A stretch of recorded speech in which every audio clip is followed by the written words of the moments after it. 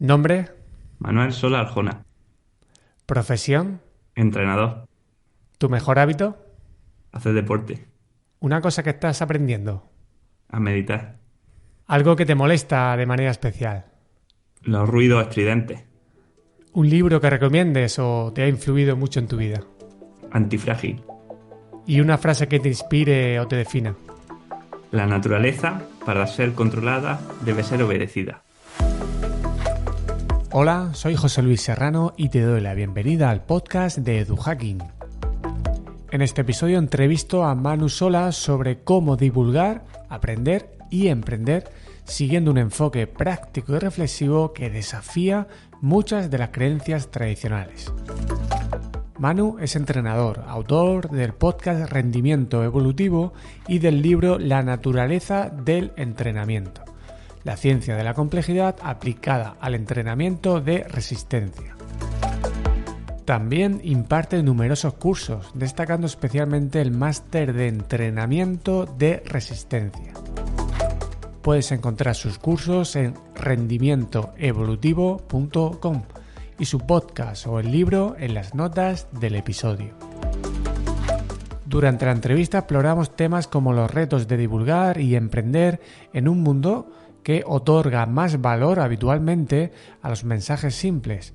También vemos la importancia de persuadir desde la honestidad y el cientifismo, que sobrevalora el conocimiento científico en detrimento de otros enfoques. Hablamos también sobre la relevancia de aprender principios en lugar de métodos y cómo ignorar lo relevante puede ayudarnos a evitar falsos patrones. Finalmente, tratamos los riesgos y oportunidades de la inteligencia artificial tanto en el ámbito del entrenamiento como en la creación de contenido. Antes de dar paso a la entrevista, te invito a formar parte de la comunidad de EduHacking, suscribiéndote gratuitamente a mi lista de contactos. Cada sábado a las 10:15 recibirás un correo con historias breves y reales. Estas historias están llenas de consejos prácticos para mejorar tu relación con la tecnología, tu bienestar, tus métodos de aprendizaje, la gestión del conocimiento y otros temas clave en EduHacking. Además, tendrás acceso a contenido y formaciones exclusivas, como la próxima que ofreceré durante el mes de enero y que se titula Gestión del conocimiento con inteligencia artificial. Primeros pasos. Para suscribirte, simplemente sigue el enlace que tienes en las notas del episodio o visita mi web joseluisserrano.net. Ahora sí, vamos con Manu Sola. Muy buenas, Manu, bienvenido al podcast de EduHacking. Muchísimas gracias por aceptar la invitación y hacer el esfuerzo que me has comentado fuera de grabación por estar aquí, a pesar de que tienes ahí algún problemilla de salud. Pero bueno, como buen ciclista, seguro que ante la adversidad te creces. Bueno, pues muchísimas gracias a ti por entrevistarme y por considerarme apto para tu podcast, que al final no va de ciclismo ni de entrenamiento, sino de educación. Así que estoy deseando hablar contigo. El placer es mío porque al final yo he aprendido mucho de ti. Yo creo que eres de los podcasts que sigo escuchando desde que lo descubrí. No sé si a ti te pasará también, ¿no? Que empiezas a escuchar un podcast, pero luego pues saltas porque a lo mejor los temas ya no te interesan. Pero en tu caso me sigue gustando y no solamente por las temáticas, sino por captar tu capacidad de aprender, tu capacidad de ser crítico, tu capacidad de divulgar y también, ¿por qué no?, tu capacidad de emprender mientras aprendes. Entonces, bueno, pues eso es la parte que más me interesaba, teniendo en cuenta el contenido habitual de mi podcast y que estoy completamente seguro de que eres un referente en estos temas también. Dices que para ayudar de verdad, pues hay que estar dispuesto a arriesgar, a no gustar, a fracasar o a no ser entendido. Explícanos un poquito más esta idea en estos mundos, en este mundo actual en el que, bueno, pues la divulgación creo que se ha empezado a convertir en otra cosa diferente a lo que tú sueles hacer. Pues sí, y esta frase viene a colación, la digo en la primera parte de mi libro, porque sé que las cosas que triunfan, ¿no?, dentro del mainstream o lo que la gente valora más, son las cosas que refuerzan lo que ya pensamos, ¿no?, lo que queremos escuchar. Al final podemos verlo en cualquier red social, ¿no? O sea, las cosas que se comparten son ideas simples en las que todo el mundo está de acuerdo, ¿no? Quizás lo suficientemente disfrazadas para que parezca que son ideas nuevas, pero en realidad decir lo que todo el mundo piensa. Eso hace, pues bueno, que sabemos qué libros son los libros que se venden como rosquillas en Amazon, ¿no? Sabemos cuál va a ser el hit del verano, pues analizando cómo han sido los últimos 10 hits del verano, ¿no? O los últimos 10 años. Entonces, sabemos que lo que va a triunfar es lo que a la gente le gusta, porque es muy difícil que hagamos cambiar, ¿no? Las ideas, pero a la vez, si queremos ayudar, tenemos que arriesgarnos a decir cosas que, siendo ciertas, porque claro, no podemos inventarnos las cosas, pero siendo ciertas, son cosas que quizás no nos gusta ver, ¿no? O sea, por ejemplo, cuando pongo el foco en esa falta de conocimiento que tenemos, ¿no? Que es mucho más grande que lo que conocemos, pues no es una cosa agradable para la mayoría de personas que quieren recetas, que quieren que un entrenador o un libro les diga cómo tienen que entrenar, cómo tienen que comportarse, cómo tienen que vivir. Cuando pones el foco en lo que duele, ¿no? En la herida, pues es verdad que no es tan fácil que a la gente le guste, ¿no? O que se venda, pero a la vez, pues sí que es lo que les puede ayudar realmente, ¿no? Entonces por ahí va esa idea, ¿no? En que si quiero hacer algo que ayude a la gente, pues te tienes que arriesgar a que no guste porque va a ser diferente a lo que se sabe ya que funciona. En ese libro que comentas, La naturaleza del entrenamiento, donde muestras la aplicación de la ciencia de la complejidad al entrenamiento de no solamente de ciclismo, sino de resistencia, creo que realizas perfectamente este ejercicio, ¿no? Y a mí es una de las cosas que me gusta de ti, también como divulgador, porque eres coherente, porque en un libro de este tipo que no haya al final una parte gruesa a recetas de entrenamiento ya es una declaración de intenciones. ¿Cómo consigues, sé que es una pregunta un poco extraña, pero cómo consigues montar este libro teniendo en cuenta que sabes que lo que más va a gustar a la gente es, pues eso, que entres en los detalles de cómo se entrena y que tenga el éxito que ha tenido? Como alguna vez te he escuchado decir, pues es de lo que más orgulloso te sientes, ¿no? No sé si sigue siendo esto actual, de lo que has hecho a nivel profesional, escribir ese libro. ¿Cómo consigues hacerlo? Y bueno, si puedes dar algún consejo. Sí, bueno, sí es verdad que digo eso, ¿no? Que es lo que más orgulloso me siento de lo que he hecho en mi carrera profesional, el libro.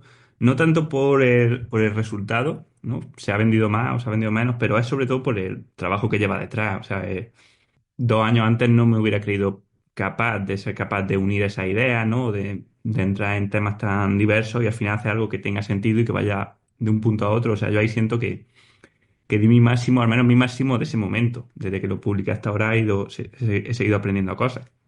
Pero en ese momento la verdad que para mí fue un esfuerzo máximo y por eso digo que me siento orgulloso, porque hice algo que no estaba hecho, ¿no? Donde no copié a nadie, no copié recetas, como decíamos antes, sino que lo fui construyendo yo, ¿no? Esa área del conocimiento.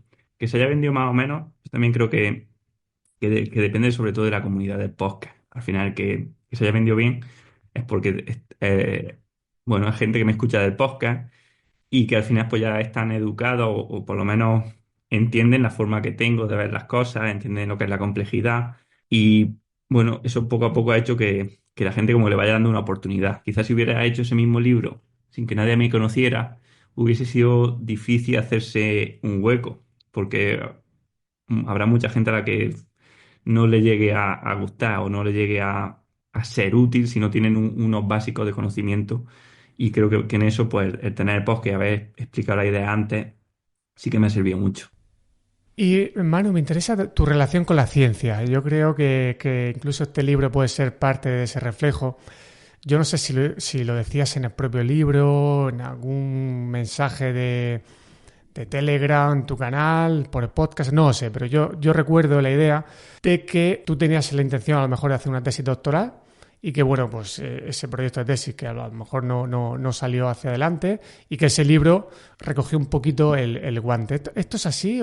Y si fue así, un poco cómo fue ese paso? Y aprovecho también la pregunta para que puedas contar cómo es tu relación con la ciencia, ¿no?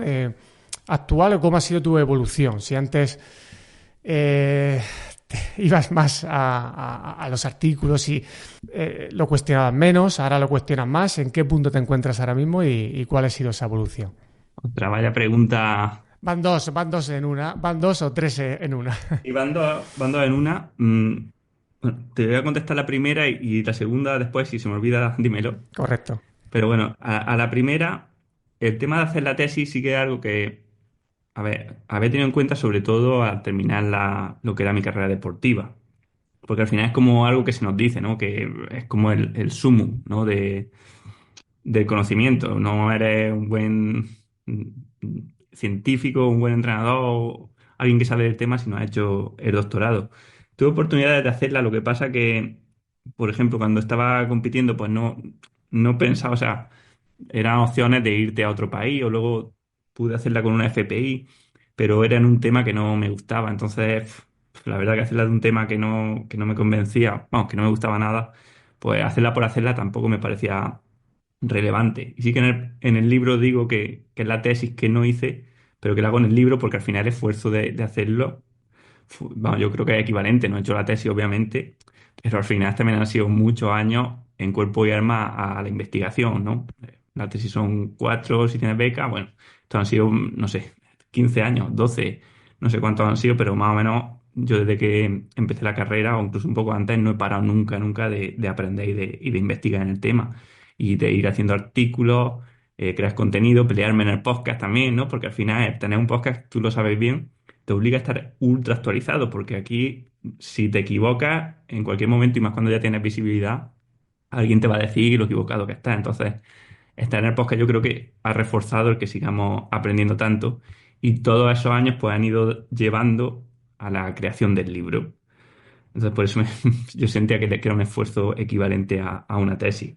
Y luego la segunda era mi relación con la ciencia. Y aquí es que tengo como un sentimiento encontrado, ¿no? Porque creo que por un lado está la ciencia y por otro lado la academia. Y muchas veces confundimos ciencia y academia, pero creo que la academia a veces tiene comportamientos un poco, pues bueno, normales como si fuese un partido político, ¿no? Como algo, bueno, digamos que es un ente que tiene sus propias dinámicas internas, sus propios eh, contrapesos de poder, que a veces quiere cosas que no son las mismas que lo que quiere la ciencia, ¿no? Entonces, es verdad que a veces critico la academia y parece que critico la ciencia, otras veces no.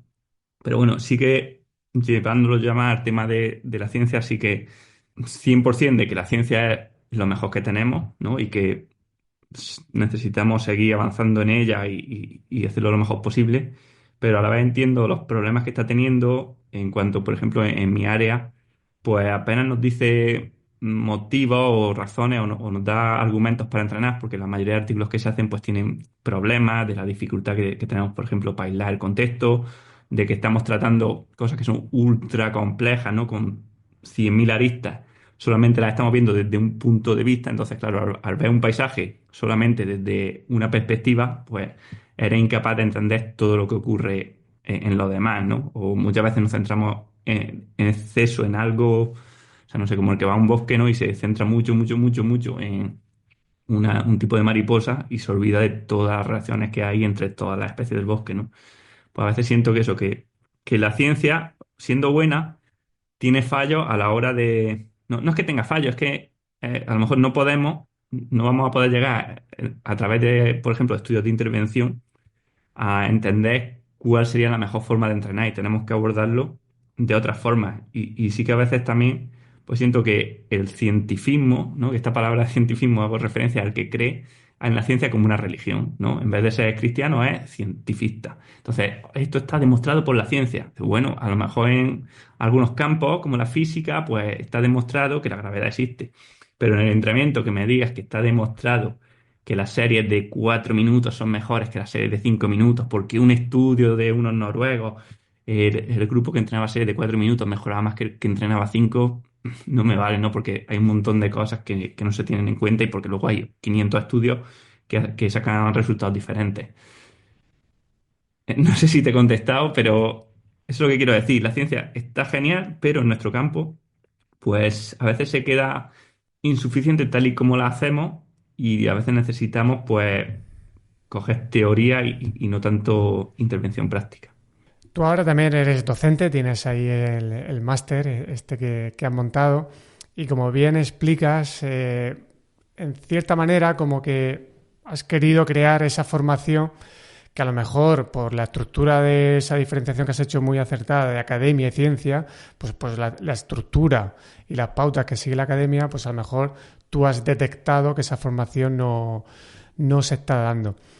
¿Cuál es tu experiencia como formador en este sentido? Es decir, ¿cuáles para ti serían como esas claves que una persona tiene que tener para hacer un curso o un máster como el que tú has montado? Es decir, ¿qué puede encontrar una persona en el máster que tú has diseñado que a lo mejor no va a ser capaz de encontrar en una titulación universitaria? Vale, dice a nivel de alumno, ¿no? Sí, Bien, para mí la diferencia fundamental, yo que he estado, al final yo creo que a nivel, digamos, ¿cómo se dice? Formal, ¿no? O reglado. digamos, de formación reglada, está en todos los niveles, ¿no? Desde el principio hasta la universidad y másteres. Yo creo que lo que van a encontrar aquí, o sea, o la diferencia es que hay respuestas. Al final, una cosa que a mí me frustraba mucho, pues ya en la carrera, ¿no? Porque ya es como que llegas al culmen, ¿no? Haces la carrera, haces máster y te das cuenta de que, pues eso, tiene lo que son las cosas que salen en los artículos científicos, que eso lo puedes mirar tú también directamente. Y ahora ya, pues, ¿cómo se llama? Como la inteligencia artificial que te saca los artículos. Un consensus, Space, alguna de estas. Sí, consenso, exactamente. Exactamente. Tienes lo que se ha investigado hasta ahí, pero te quedan muchos huecos de respuestas que no tienes, no sabes por qué se adapta un deportista, de qué depende, ¿no? ¿Por qué debería ser un entrenamiento un poco más fuerte o no? Son cosas como que nadie se plantea, oye, es que tiene que ser un entrenamiento al fallo, tiene que ser a la mitad de lo que puede el deportista, tiene que ser al 75%, ¿por qué, no? Todas estas cosas. Yo nunca he encontrado respuestas, ¿no? En la formación reglada y así con otras tantas. Es como que aprende un montón de cosas inconexas y para mí la dificultad, la máxima dificultad ha sido unirlas. De hecho, desde que saqué el libro de la naturaleza del entrenamiento ahora, pues lo que me he dedicado estos 2 años hasta que me atreví a sacar el máster era cómo era yo capaz de unir estas cosas y explicarlas y encontrar una teoría que me funcionase. O sea, que detrás, o sea, de hecho, lo que más miedo me daba a mí era cómo demostrar que lo que digo es verdad, ¿no? Y quizá eso ha sido incluso un fallo, ¿no? Sobre todo al principio, porque lo hacían muy difícil, ¿no? Un nivel muy, muy alto, porque, claro, tenía tanto miedo de ser capaz de demostrarle a la gente que, oye, que esto no solo lo digo yo, que es por esto y por esto, que es verdad que a lo mejor el año pasado, en la primera edición, lo hice excesivamente duro, ¿no? O teórico, una cosa que este año he corregido un poco. Pero diría esa unión entre disciplina y entre ideas que yo creo que no se está dando. Esa sería la principal. Luego ya podríamos meternos en otras, ¿no? Metodológicas. Pero bueno, eso en la universidad tampoco. O sea, hay profesores en la universidad que son mejores profesores que yo. Eso está clarísimo. O sea, yo tengo profesores ultra buenos. Pero bueno, la diferencia no está en el profesor, sino en el contenido. Sí, también si el estudiante está preparado, ¿no? O mejor dicho, si tiene ese interés.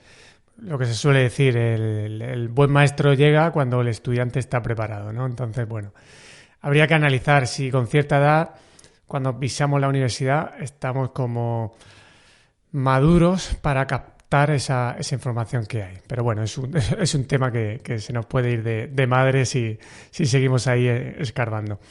Hay un concepto que tú has trabajado mucho también de Nassim Taleb, el concepto de vía negativa. Y una de las frases que recoges en tu libro es: no nos hacemos más sabios solamente añadiendo nuevas capas de información, también hay que quitar las equivocadas. Tú que haces mucha divulgación, consumes mucha información. Primero, me gustaría saber cómo gestionas todo este volumen de información. Y segundo, ¿cómo eres capaz de filtrar la información que es interesante a la que es ruido?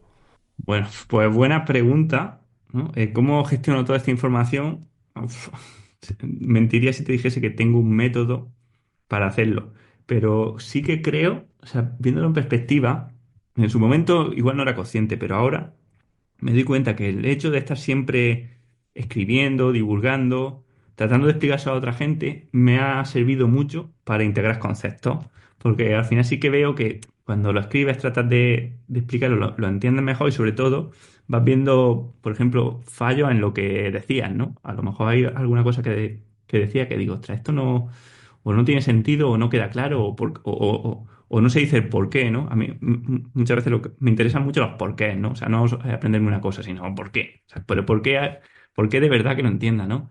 Entonces, pues, como cada vez que intentas explicar algo o que profundizas en un tema, te das cuenta de que faltan muchos porqués, voy persiguiendo esos porqués, ¿no? Y claro, encontrar, o persiguiendo esos porqués, pues me meto en otras disciplinas, que es lo que me permite ir como agrandando esta red de conocimiento, ¿no? Al final yo creo que igual que como un sistema complejo, ¿no? Al final el conocimiento son nodos, son puntos, ideas que vamos uniendo. ¿Qué pasa? Claro, y como tú me preguntabas al principio, cuando nosotros tenemos una idea que es errónea, nosotros siempre tendemos por asociación a ir conectando ideas con las que ya teníamos, ¿no? Lo que vamos aprendiendo con lo que ya creíamos.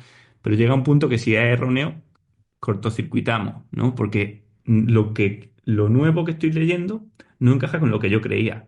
Hay mucha gente que se queda ahí cuando cortocircuita, pues entonces lo que es nuevo, que no le encaja con sus modelos previos, lo elimina, ¿no? Entonces se quedan en su jaula del sesgo, de que solamente escogen o leen las noticias o las cosas que coinciden con lo que ellos piensan, ¿no? Yo qué sé, aquí en mi deporte pasa, pues mira, no sé quién es cetocarnívoro o cetogénico, porque se metió en el mundo del fitness, leyendo un montón de gente cetogénica, tal. Entonces, todo lo que sea antidieta cetogénica o decir que eso no es lo mejor del mundo, decide ignorarlo, ¿no? Y luego hay gente que cuando va viendo cosas que encajan, que no coinciden con sus circuitos previos, los reorganizan, ¿no? Los destruyen. No, no es que los destruyan enteramente, ¿no? Pero rompen las conexiones y vas generando unas nuevas. Que eso es lo que yo he podido hacer también. He ido eliminando muchas cosas que en su momento creía. Nunca me he apegado a una idea, eso es verdad. No he tenido miedo o sea, por ejemplo, es que yo lo que divulgo ahora es muy diferente a cosas que pensaba hace 10 años, ¿no? O como las hacía. O sea, yo, por ejemplo, ahora hablo mucho de sensaciones, de entrenamiento, ¿no? De percepciones, pero yo he sido ultra de datos, vamos, de tener métricas, de llevarlo todo al milímetro. Entonces, son cosas que vas cambiando y así con muchísimas cosas. El problema es eso, de la gente que se queda en lo previo y cuando llegan al punto de confrontamiento que nos pasa a todos, ¿no? Entre lo que yo creía y lo nuevo que estoy viendo, pues hay gente que descarta lo nuevo y se quedan cómodos en su idea antigua y entonces no crece la red. Lo hablábamos en los mensajes que hemos intercambiado estos días en relación con la entrevista. Lo importante que es cuestionarse lo que hemos aprendido y, oye, pues ser honesto y decir, pues antes pensaba de esta manera con la información que tenía, ahora tengo nueva información, pues ahora pienso de otra. Y esto que dices, a mí me recuerda que como si hubieras hecho una especie de viaje desde un enfoque más cuantitativo, que es lo que más suele relacionarse con el concepto de ciencia, a un enfoque más cualitativo. Yo cuando te leo sobre sistemas complejos, es que yo por todos lados veo el enfoque cualitativo de hacer investigación y de hacer ciencia, que también es generar conocimiento, pero seguimos anclados en esta idea de los principios de hacer ciencia en los que no se valora tanto la importancia del contexto. Has dicho un ejemplo, ¿no? Pero ¿tienes alguna idea más que tú con el tiempo hayas rectificado y con la que creías mucho? Es decir, pues algo que tú divulgabas mucho sobre ese tema y que con el tiempo pues te has dado cuenta de que no es correcto o que ya piensas que no tiene valor o que estabas equivocado. ¿Tendrías algún ejemplo más concreto de esta cuestión? Yo es una pregunta que cuando suelo hacer a las personas en el momento veo dificultad para encontrar algún ejemplo. No sé si va a ser tu caso o no.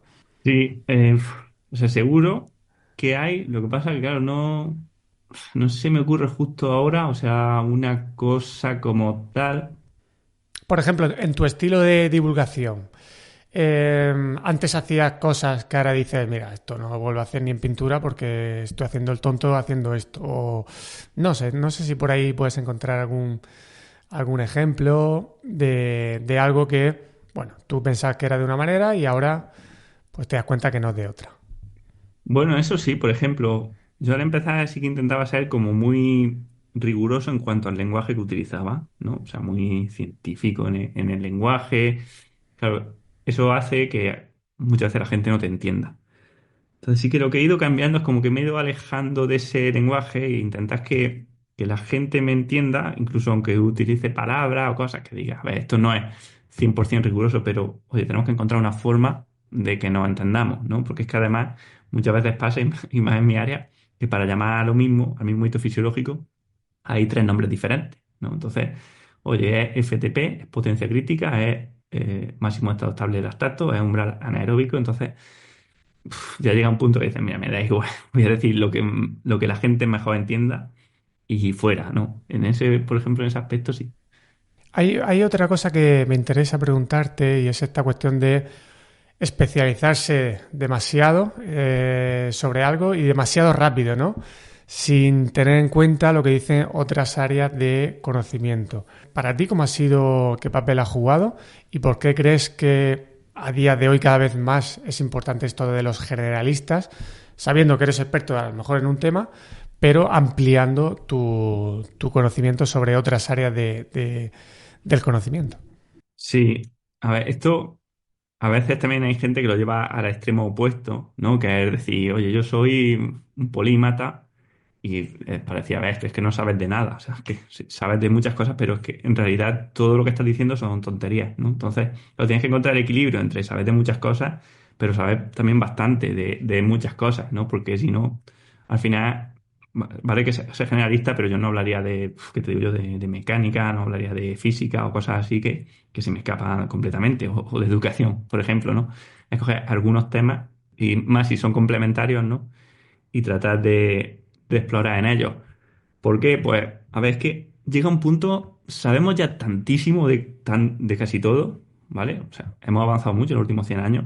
Que claro, para rascar un poco más, o sea, para saber un poco más del metabolismo de la célula, ¿no? O de una proteína o de un gen, a veces hace falta estar por una carrera entera investigándolo, ¿no? O al menos una tesis. O sea, hace falta una tesis para saber cómo funciona la proteína, yo qué sé, PGC1 alfa en, cuando hacemos ejercicio, si estamos en ayuna y nos da el sol. Eso es lo que la ciencia recompensa hoy en día, ¿no? Es lo que te da la tesis, lo que te da la cita. Pero hace falta también, ¿no?, una figura de lo que sería un científico horizontal, ¿no? Un científico transversal que coja lo que hace uno, ¿no? Porque claro, lo que uno a lo mejor tarda 4 años en investigar, no voy a decir que te lo sepa en una tarde, pero el 50% de lo que ha aprendido, ¿no? Lo más básico, fundamental, con leerte la tesis lo puedes sacar, ¿no? Entonces, claro, hace falta alguien que vaya cogiendo las cosas y las vaya uniendo para darnos, digamos, consejos que sean útiles para cómo vivir, ¿no? Cómo actuar, como para ir juntando esas piezas. La pregunta, ¿no? Al final viene, ¿no? Porque lo que te decía, yo creo que en mi carrera como divulgador, escritor, como queramos llamarla, lo que me ha dado de verdad ventaja y lo que disfruto también, porque es que mi forma de ser, es el haber sido mucho más generalista que el promedio, no quedarme solamente en mi campo, sino ya que no he encontrado las respuestas en la ciencia del deporte solamente, he intentado buscarlas fuera. Por eso me he metido, pues, al principio era nutrición y psicología, pero ya o trabajé, ¿no?, en entender otras disciplinas, ¿no? La biología, la ecología, sistemas complejos, algunas nociones, ¿vale? No soy físico, pero me gusta saber nociones de física, algo de química, pero tampoco tengo mucha idea de química, ¿no? Porque además, cuanto más aprendes más, te das cuenta de que no sabes. Pero ese conocimiento, digamos, variado, pues me permite unir las piezas, ¿no? Y al final lo que pongo en el libro, ¿no? A veces en el podcast, cuando me dejan esa unión de disciplinas para llegar a ideas que no hubiera podido hacer de una forma aislada o reduccionista. Y ojo que te digo cuando me dejan porque al final sigo sintiendo, y volviendo a la primera pregunta, que la gente quiere respuestas reduccionistas, la gente, oye, yo sé que los podcasts que triunfan son los que hablan de zonas de entrenamiento, de FTP, de lo mismo de siempre, ¿no? Y a veces cuesta encontrar el equilibrio entre lo que la gente quiere escuchar y lo que a mí me interesa aprender o divulgar, ¿no? Los libros que se supone que me toca leer como entrenador y los libros que yo me quiero leer para seguir formándome, ¿no? O avanzando en otras áreas. Yo sí que creo que al final el generalismo, o por lo menos tener más generalismo que el especialista, ayuda a entender cosas que si no, no podemos entender. Me ha encantado eso que has dicho de cuando me dejan y con toda la honestidad que lo has dicho, porque claro, aunque tú divulgues para aprender, también quieres llegar a muchas personas, ¿no?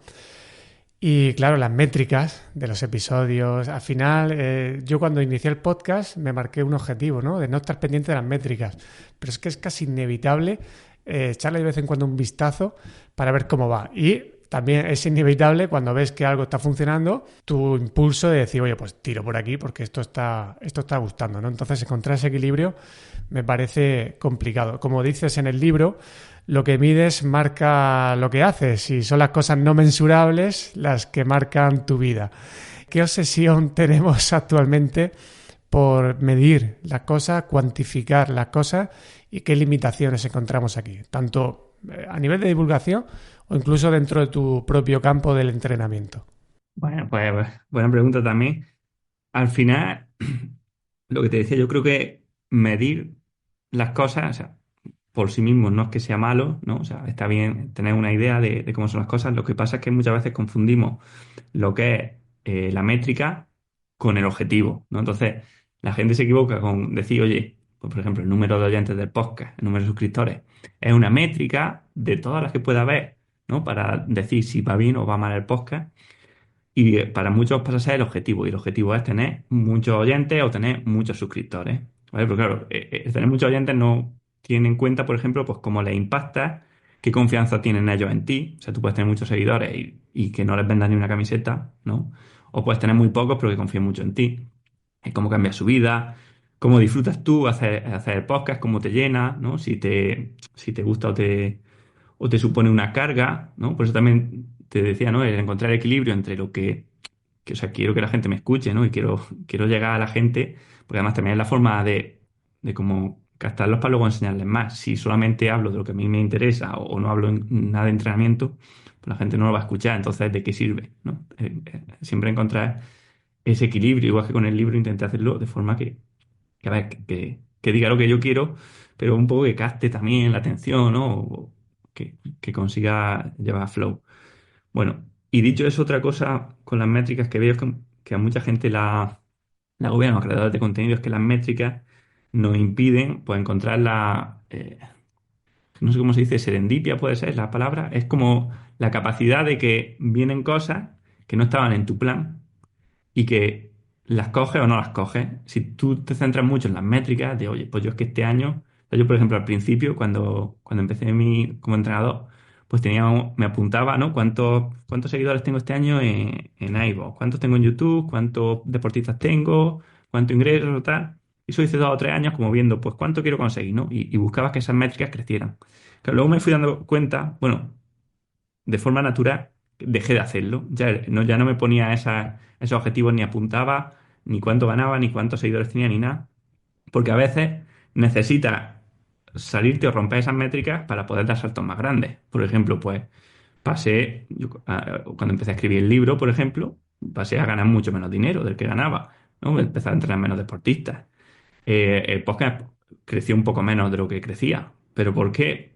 Bueno, pues porque ¿qué más daba, no? O sea, estaba haciendo una cosa que a lo mejor era a largo plazo. Entonces, claro, para dar esos saltos, pues muchas veces tienes que romper con las métricas que tenías. Si tú te agobias o te centras solamente en ir mejorando y mejorando y mejorando esas métricas, pues al final te impide dar el salto a lo mejor que necesitas o aprovechar una oportunidad que te aparece en tu vida, ¿no? Y con el entrenamiento, pues lo mismo. Gente que se obsesiona con cada semana más kilómetros, cada semana más horas y te olvidas de todo lo demás, ¿no? De que a lo mejor necesitas esa semana de recuperación, que necesitas cambiar el entrenamiento, que necesitas entrenar lo mismo pero con otras series, no sé. O sea, lo veo que para muchas... De hecho, mira, hay una frase, ya terminando, ¿no? Es que no me acuerdo de ella literalmente, pero era algo así como dale al inteligente información y será más inteligente, ¿no? O será más productivo. Dale al tonto información y acabará en la bancarrota, ¿no? Pues es algo así, o sea, cuando la gente no tiene el conocimiento para gestionar o para entender de dónde vienen las métricas, pues lo que acaban es siendo esclavos de ellas, utilizándolas más y peor que si no las tuvieran. Y eso en el entrenamiento está a la orden del día.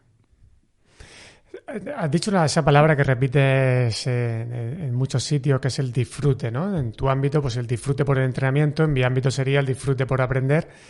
Y bueno, pues se puede aprender y aprobar y se puede disfrutar el entrenamiento y tener rendimiento. Y ese equilibrio, pues yo creo que ahí está el arte, ¿no? A mí siempre se me viene a la cabeza a Valverde, el ciclista, que se corría el rumor de que él, pues, de vatios, pues al principio no tenía ni idea. Cuando ya todo ciclista popular dominaba ya todos los vatios, pues él tampoco tenía muchos conocimientos, pero se lo pasaba bien, tenía disfrute y era campeón del mundo. Entonces, bueno, creo que estos ejemplos de que a veces no hace falta complicar las cosas y que disfrutando puede ser la mejor métrica que podamos tener. Digo, José Luis, tengo un amigo que se llama Javi Chacón, que me acuerdo de un entrenamiento, yo era, fíjate, yo tenía 18 años, el primer año que estaba en sub-23, y llegamos a un entrenamiento, el entrenamiento de equipo, lo típico que hay que subir un puerto a tope, ¿no? Pues para ver quiénes van a la Copa de España, hacer una especie de ranking.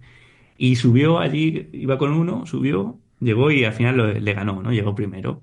Y le preguntó el otro, dice, oye, macho, ¿cómo ibas? ¿A cuántos vatios has subido, tío? Si yo iba a 6 vatios kilo, tal. Y le dice el otro, dice, yo solo sabía que tenía que soltarte. Yo no sé cuántos vatios llevo. Yo solo sabía que tenías que quedarte. Pues sí. Sí, que son las conversaciones que solemos tener muchas veces cuando termina una prueba, ¿no? Y yo recuerdo, te cuento yo otra hora de mi amigo Vicente, hizo una prueba, la publicó en redes sociales y un amigo suyo le preguntó lo primero, ¿qué tiempo has hecho? O ¿cómo fue de tiempo? Algo así.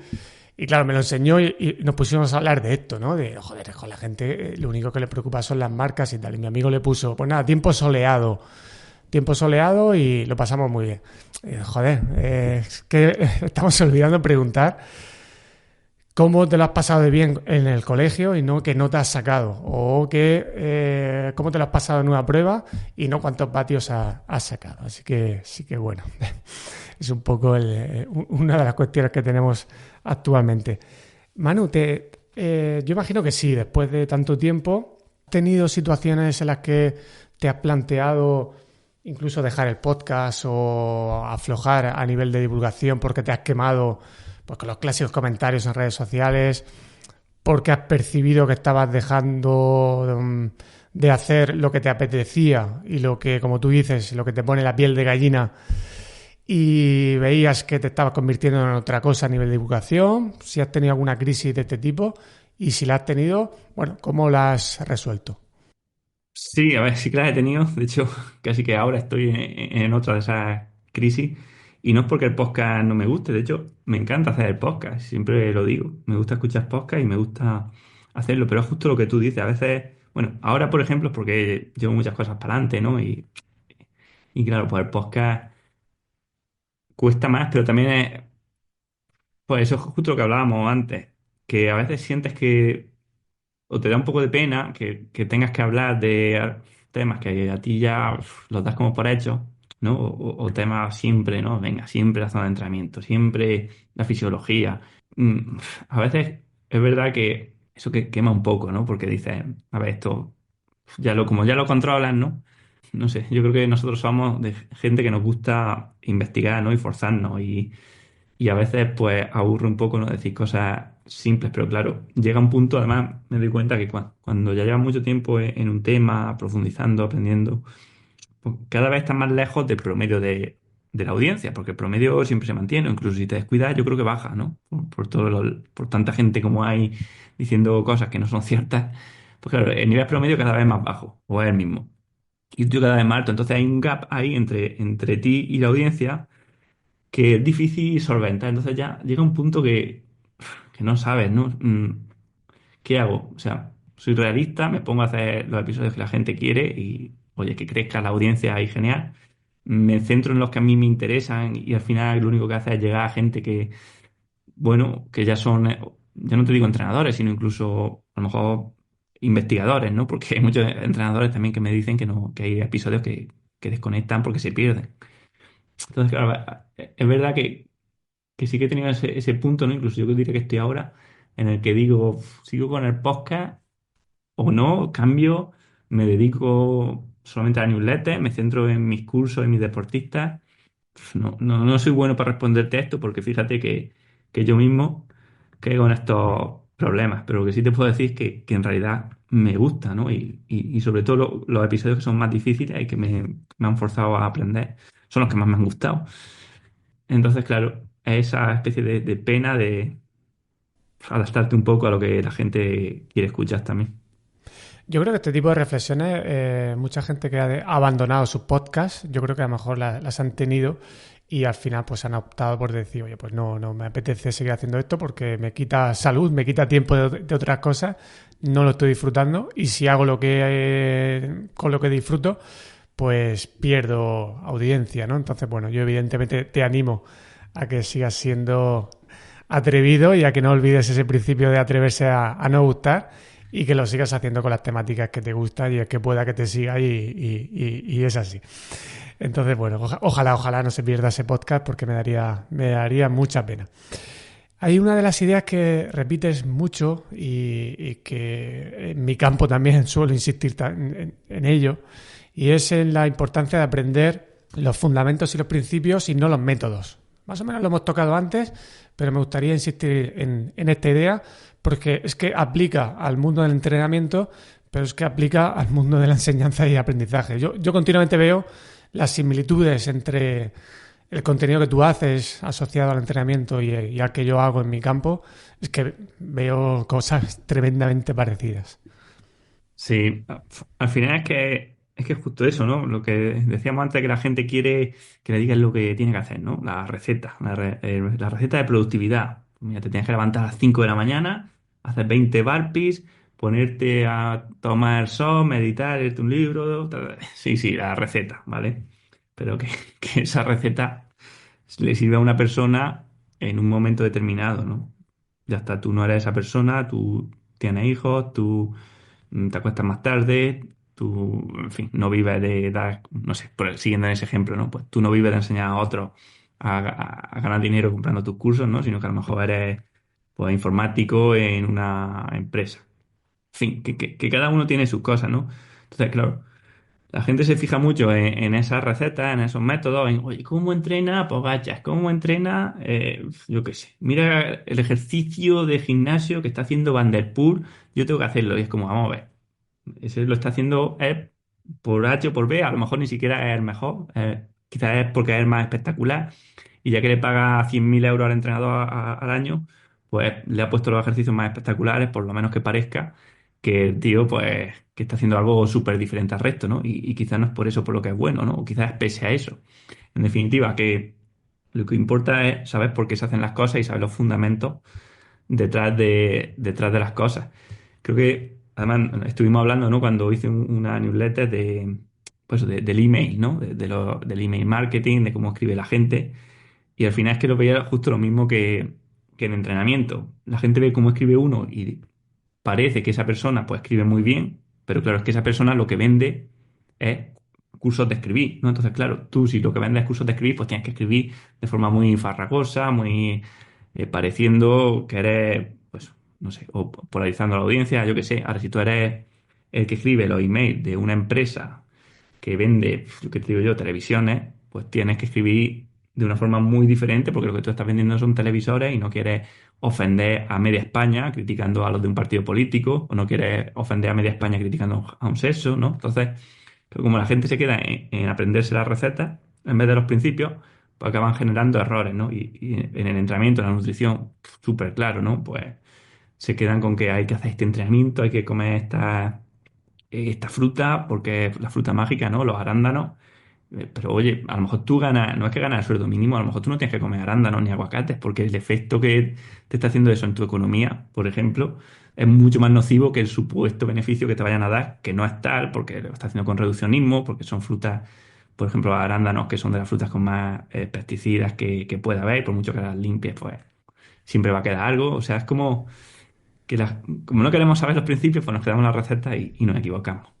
Que es lo más rápido de consumir y de encontrar esa información ya hecha, ultra procesada.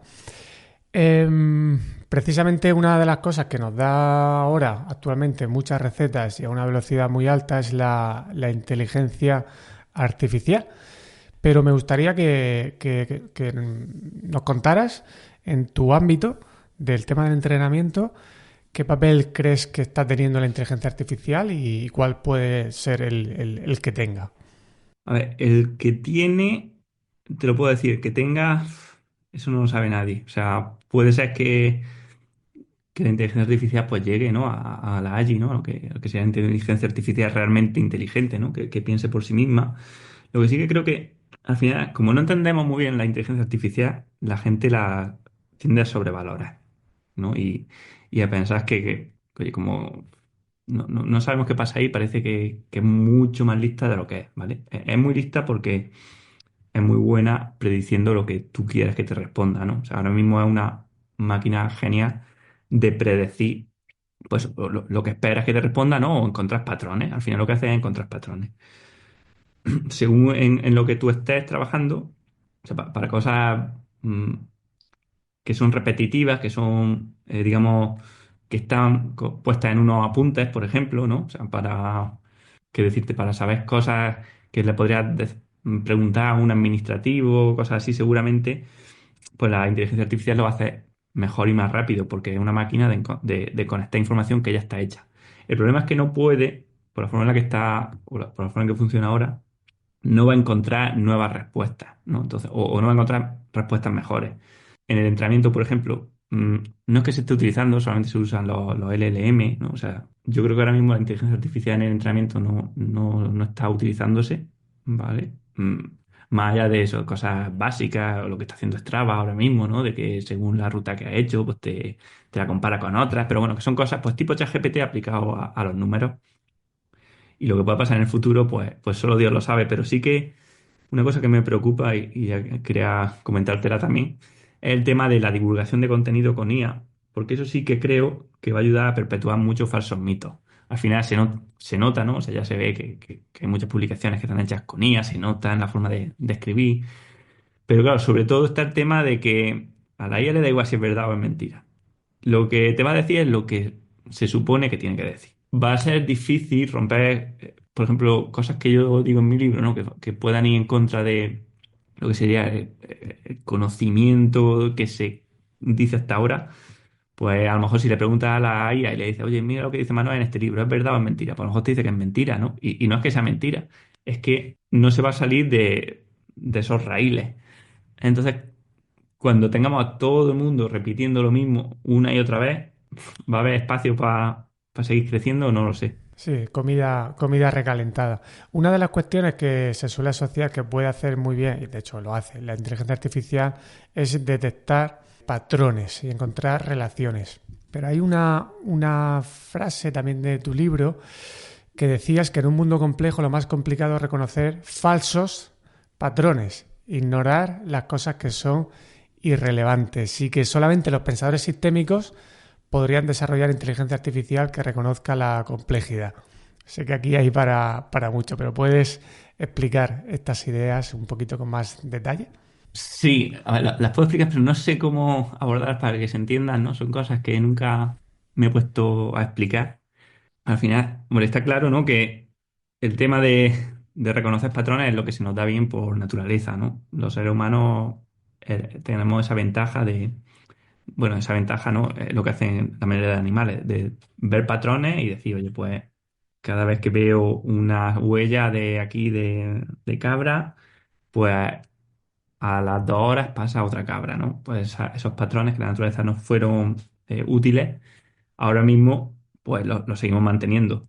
Pero ¿qué pasa? Que encontramos más patrones de los que hay, ¿no? O sea, somos una máquina de encontrar patrones y muchos son falsos, ¿no? Entonces, pues lo que decía antes, por ejemplo, de la ciencia, ¿no? La mayoría de estudios de entrenamiento encuentran patrones, ¿no? Pues decir, oye, este método de periodización es mejor que este otro, ¿no? El método piramidal es mejor que el polarizado porque mejora el rendimiento un poco más, ¿no? Entonces, como que encuentra un patrón ahí en que trabajar entre los dos umbrales ha sido mejor que entrenar por encima de umbral, sin pararte a pensar en que hay un montón de factores que están influyendo eso, que a lo mejor son los realmente importantes y no la distribución de cargas, Pues, por ejemplo, que el entrenamiento piramidal pues, se hace más generalmente al principio de temporada, entonces vienes de estar parado, no vienes de la pretemporada, entonces claro, mejoras más rápido porque estabas menos en forma y el polarizado se suele hacer más al final de temporada, que como ya estás en forma, pues no mejoras tanto, ¿no? Y eso es un ejemplo como tantos otros, ¿no? Como en los entrenamientos. Pues la gente me dice, oye, es que las series de torque las noto muchísimo, es que realmente se notan, ¿no? Pues era una máquina de encontrar patrones. Tú haces la serie de torque y mejoras. Pero claro, a lo mejor lo que te está pasando de verdad es que esa serie siempre la hace la gente en invierno o en primavera, o sea, cuando empieza la temporada, cuando empieza a entrenar. Entonces, oye, ¿estás mejorando por esa serie o por otra cosa? Entonces, claro, detectas que ese patrón que tú crees, en realidad quizás no es lo importante, sino que son dos causas de una misma, de otra cosa externa, es lo que a la gente le cuesta, ¿no? O fíjate, un artículo que he puesto esta semana sobre el volumen de entrenamiento, ¿no? Pues sabemos que los deportistas profesionales entrenan más horas que los deportistas amateurs, ¿no? Entonces, claro, la conclusión que saca todo el mundo es, si quieres ser profesional, tienes que entrenar muchas horas. Pero ¿y si entrenas, y si es al revés? ¿Y si es que entrenas muchas horas porque puedes asimilar el entrenar muchas horas, mientras que un amateur, si entrena muchas horas, se sobreentrena, ¿no? O se pasa. O sea, pues hay son esas variables que la gente no tiene en cuenta y que podría ser perfectamente la que lo explica, ¿no? O aparte de otras variables, como que el profesional pues tiene todo el día disponible para entrenar, prefiere estar entrenando que estar en la casa, cerca de la nevera, comiéndose los mazapanes, ¿no? Entonces, ser capaz de encontrar eso o de no caer en los patrones fáciles es algo que a la gente le cuesta. ¿No?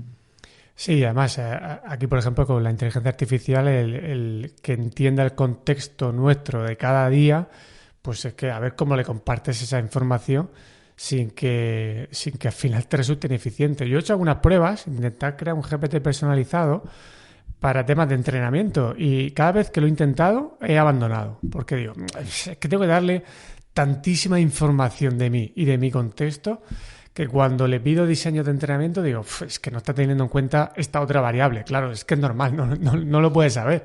Ni aunque le dieran mis datos de entrenamiento globales, es que hay cosas que no lo puedes saber. Entonces, ahí yo personalmente las limitaciones las veo importantes, ¿no? ¿En tu campo crees que hay cierto miedo de que la inteligencia artificial pueda sustituir la labor de un entrenador?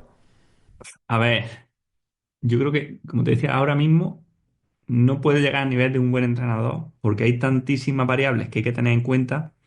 Son tantas y tantas y tantas posibles opciones que no va a poder escoger, digamos, un promedio o aplicarte lo que hace la gente o, ¿no? O la mayoría, porque al final cada casuística es muy diferente. Sí que el miedo, a ver, yo lo entiendo y tiene parte de razón en que al final la mayoría de gente tampoco puede permitirse un entrenador que se dedique a ellos profesionalmente, ¿no? Y que le dedique las horas que requiere porque al final es un precio alto, ¿no? La IA lo que te va a permitir, pues que a lo mejor te lo hace por 10 o por 20 euros al mes, ¿no? Mientras que un entrenador, pues va a cobrar mucho más, ¿no? 100, 200. Entonces, claro, va a haber mucha gente, ¿no? O sea, yo creo que la IA va a terminar con muchos entrenadores que se dedican a eso, a llevar a gente barata, con planes ya de entrenamiento ya programados, ya hechos, ¿no? Porque dice, oye, pues para llevar un plan de entrenamiento, pues si de todas formas alguien que te cobra 40 euros o 50 euros al mes, lo que te está mandando es un copia-pega, eso lo sabe todo el mundo porque al final, si es que no dan los números, o sea, es imposible. Entonces, claro, yo creo que a eso sí que les va la IA sí que se los va a llevar por delante. Luego habrá una cantidad de gente que esté dispuesta a invertir más en un entrenador que lo lleve con una guía mejor, ¿no? Y un entrenador de calidad y ahí sí que seguirá habiendo, yo creo, sitio para los entrenadores. Pero sí que una parte del negocio es probable que se quede ahí, pero igual que pasará con casi todas las profesiones. Y ya la penúltima, que es un poco ya pegando un giro a lo que estábamos hablando.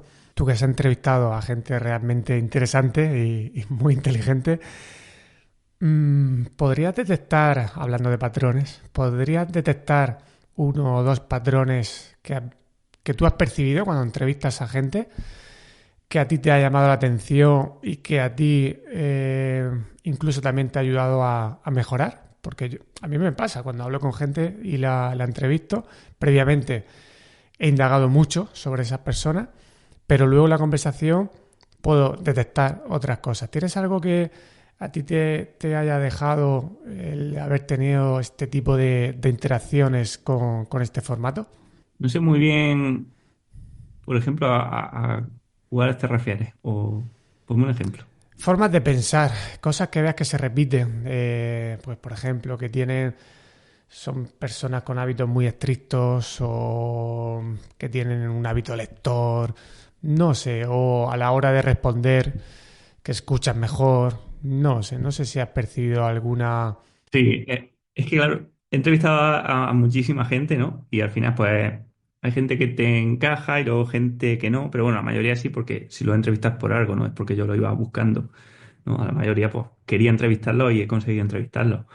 Mm, a ver, sí que te diría que yo creo que una cosa que tiene en común la mayoría de gente que a mí me ha parecido interesante es el pensamiento crítico. O sea que seguramente que leen mucho, que se salen un poco de solo que es lo específico o solo lo de su área. O sea, la gente así que solamente te responde con cosas de su área de conocimiento y solamente citando papers, suelen ser, aparte de repelentes, suelen no tener mucha idea. ¿No? Y son gente con la que no gusta hablar. La mayoría de gente así que me parece más interesante, gente con la que termina el podcast y podría seguir hablando un montón de tiempo. Y sobre esa gente, pues eso, que tiene pensamiento crítico y que lee mucho.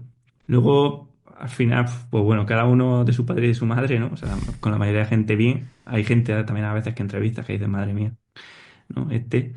Pero bueno, tampoco, ya hasta el final, a lo mejor tiene un mal día, ¿no? O tú no le caes bien o lo que sea. O sea, tampoco puedes decir que solamente porque a ti no te haya caído bien o hayas visto un poco soberbio, ¿no? Porque hay gente a veces que dice, "Jo, que es soberbio". Bueno, pero a lo mejor es solamente contigo, a lo mejor solamente ese día. Es una buena reflexión porque nunca sabemos las circunstancias de esa persona. A lo mejor como tú te está pasando a ti ahora, que estás enfermo, ¿no? A lo mejor una persona estaba enferma, no te lo dijo y aún así hizo la entrevista y tú notaste mala cara, pero claro, la mala cara era porque estaba enfermo. Sí, no, Y pero a ver, exactamente. Y también digo eso como contraste con que la mayoría de gente, ya te digo, el 99% o 98% son gente con la que nos hemos quedado hablando después del podcast, hemos súper bien, o sea, gente, sobre todo además, que gente, muchas veces gente importante es la más abierta, ¿no? La que más te ayuda, la que menos, digamos, creído se lo tiene, ¿no? Como una persona súper normal que aporta, o sea, gente que dice está en el top de su profesión y hablas con ellos y es una persona normal, te ayuda un montón, ¿no? Y muchas veces, además, incluso lo he pensado, decir, oye, es que no se puede llegar arriba si no eres buena persona, ¿no? Y luego hay gente a veces que es menos y sí que está dando una soberbia impresionante, ¿no? qué bueno, pues interesantes esos patrones y yo también lo comparto cuando entrevisto a gente de estos niveles. Y ahora sí, Manu, la última, un mensaje central que te gustaría lanzar a la audiencia de lo que hayamos hablado o que hoy te apetezca decir, aunque no lo hayamos hablado. Sobre todo yo les diría que sigan sus intereses, ¿no? Follow your gut, ¿no? Como se dice en inglés, ¿no? Sigue tus instintos, tu deseo, o sea, siempre y cuando, a ver, tu deseo de curiosidad, ¿no? Por lo menos de llenarlo. ¿Por qué? Pues por un lado, porque nada, es que no vas a aprender nunca nada, o sea, nunca lo vas a aprender mejor que algo que te gusta, que de verdad quieres leer sobre ello, porque si te esfuerzas, si lo estudias por obligación, lo aprendes, lo vomitas y se te olvida, ¿no? Como si fuese un examen. En cambio, cuando algo te interesa de verdad, te quema. Pues a mí me pasa muchas veces que te estás una tarde entera, una mañana entera, 2 días enteros haciendo algo y se te pasa el tiempo volando porque te interesa mucho, ¿no? Te interesa mucho hacerlo o aprenderlo. Pues eso es tratar de encontrarlo, incluso aunque te diga la gente que eso que no tiene tanta salida o que no es tu profesión, porque fíjate, luego puedes, y más ahora que tenemos posibilidades infinitas, puede que eso sí que se convierta en parte de lo que haces. Y si no, por lo menos, pues habrás disfrutado haciéndolo, que no es poco, ¿no? Que al final es lo más importante. Así que mi mensaje sería ese, que se atrevan a salirse de lo que teóricamente es, lo que deben estudiar, lo que debe gustarles, porque es su profesión, porque eso ya no existe, lo primero, ¿no? Excepto en algunos trabajos. Y lo segundo, porque es la única forma que van a tener de aprender más y encima disfrutarlo. Y ser uno mismo. Yo creo que es un excelente mensaje para terminar. Creo que es un mensaje que tú lo representas muy bien con tu experiencia y con tu práctica. Así que nada, Manu, que nos vemos en junio en la marcha de Jaén. Ahí te haré preguntas más sencillas, seguramente, al inicio de la salida, porque luego ya después tú tiras para hacia adelante y yo ya buscaré mi sitio natural. Así que nada, de corazón, muchísimas gracias por hacer también el esfuerzo que has hecho hoy, estando en situación de salud no al 100%, pero no se ha notado nada. Y sobre todo también por hacer el trabajo que haces de divulgación con honestidad y que bueno, que sí, que me alegro muchísimo también de que tengas ese impacto a nivel de negocio, que encuentres esos equilibrios. Así que nada, nos vemos en unos meses. Bueno, muchísimas gracias, José Luis, a ti por entrevistarme. Ahora me siento mucho mejor que al empezar. Supongo que la conversación interesante al final me ha ido motivando y bueno, muchísimas gracias por la entrevista. Ahora te vendrá el bajón seguramente. Bueno, cuídate.